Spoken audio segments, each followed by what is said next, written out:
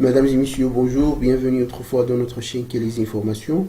Donc tout d'abord, je vous invite tous à s'abonner dans notre chaîne comme d'habitude et d'activer l'alarme pour que vous puissiez voir nos vidéos partagées à temps. Donc aujourd'hui, nous allons faire, nous allons faire une petite formation dans laquelle on va savoir comment élaborer notre diagramme de Pareto à partir de l'Excel. Donc voilà, on doit commencer tout d'abord par une définition de diagramme de Pareto. Donc le diagramme de Pareto est un graphique représentant l'importance de différentes causes d'un phénomène ou bien d'un effet. En fait, c'est un diagramme qui nous permet de hiérarchiser ou bien de priorité, donc ou bien de classer selon la priorité un ensemble des causes d'un phénomène ou bien d'un problème. Donc voilà, donc on peut l'utiliser soit au niveau de la qualité, au niveau de la production, donc au niveau de la gestion de stock, etc. Donc, pour élaborer notre diagramme de Pareto, on doit suivre un ensemble des étapes. Donc, déjà, on doit commencer par la comptabilisation des réponses obtenues. Donc, on va prendre par exemple une enquête de satisfaction client dans laquelle il y a plusieurs critères de satisfaction. Dans notre cas, par exemple, dans les critères, nous avons critère A, B, désolé. Donc, voilà les critères A, B, C jusqu'à H.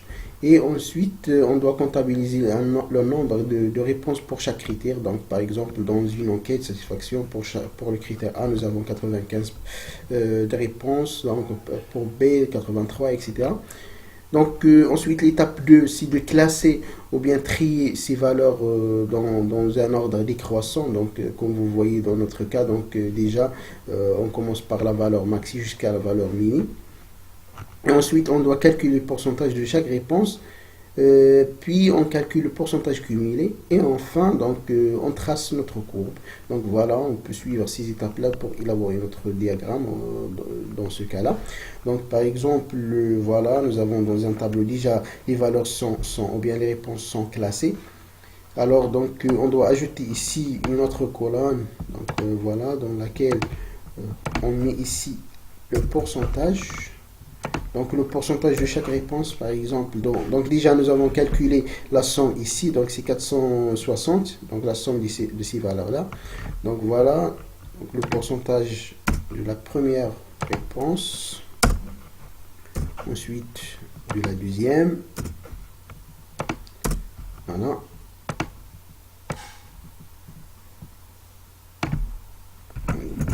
Donc pour la troisième. Quatrième. Et voilà. De la même façon, donc c'est 49 divisé par 460.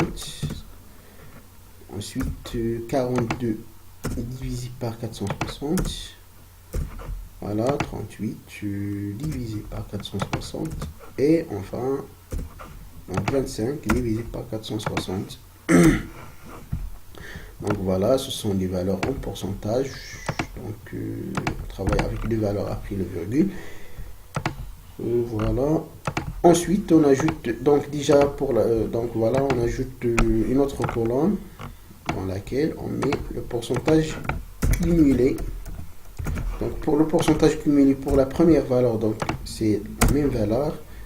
Pour la deuxième, donc cette valeur plus la deuxième. Pour la troisième, c'est la somme ou bien le cumul plus la valeur, troisième valeur. Ensuite, donc c'est le cumul plus, voilà.